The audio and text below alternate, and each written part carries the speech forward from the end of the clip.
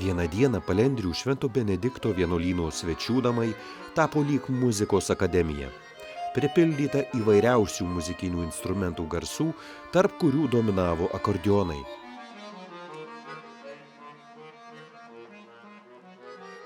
Čia prasidėjo jaunųjų menininkų muzikinės dirbtuvės ir pasiruošimas koncertui, kurio iniciatorius, akordeonistas virtuozas Martynas Levickis, pasirinko nuo vaikystės jam brangę ir artimą Benediktinų vienuolyno erdvę.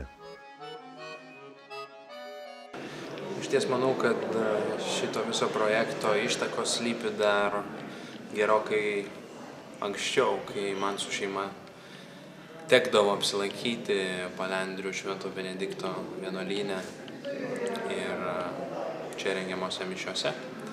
Tai vykdavo pakankamai retai, bet mano atmintyje tos mišios ir giedojimas yra labai įstrigęs nuo to laiko, kai aš pirmą kartą čia apsilankiau, nors tada buvau dar 12-13 metų vaikas. Ir tuomet pradėjęs studijas Londone, aišku, profesinis skatinimas vyko ta linkme, kad pastoviai reikėjo bendradarbiauti su kompozitorium. Kodėlgi? Todėlgi, kad akordeono repertuaras vis dėlto vis dar yra labai siauras. Ir kaip minėjau prieš koncertą šiandien, kad tą repertuarą mes bandom išieškoti. Tokiu būdu išieškodami ir instrumento identitetą.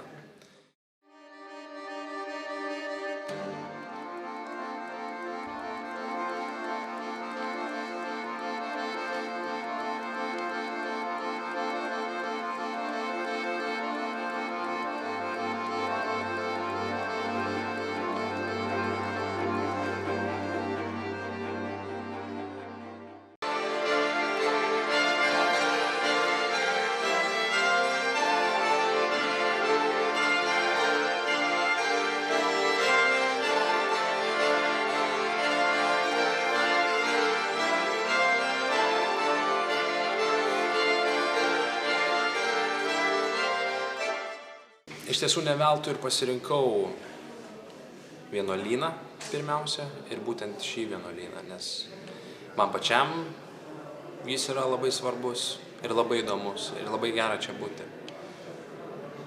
Ir tikriausiai kuriant muziką, tas visas kūrybinis procesas labai panašus į tą gyvenimo būdą, kurį gyvena vienuoliai čia.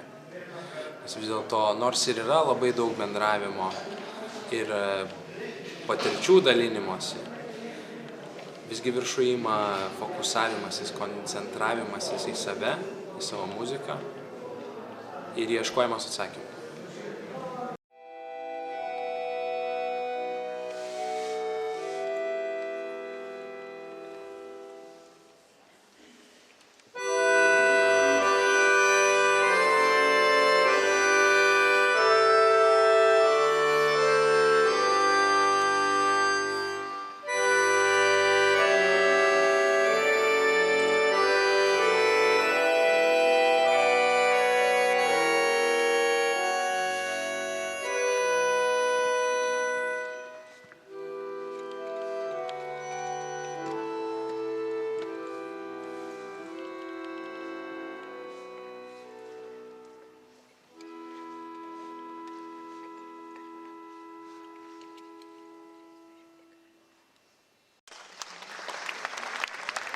Į akordeono kūrinių koncertą Martynas pakvietė ir muzikantą mėgėją vyskupą Kęstutį Kėvalą, kuris kasmet savo vasaros atostogas praleidžia Palendrių Švento Benedikto vienuolyne.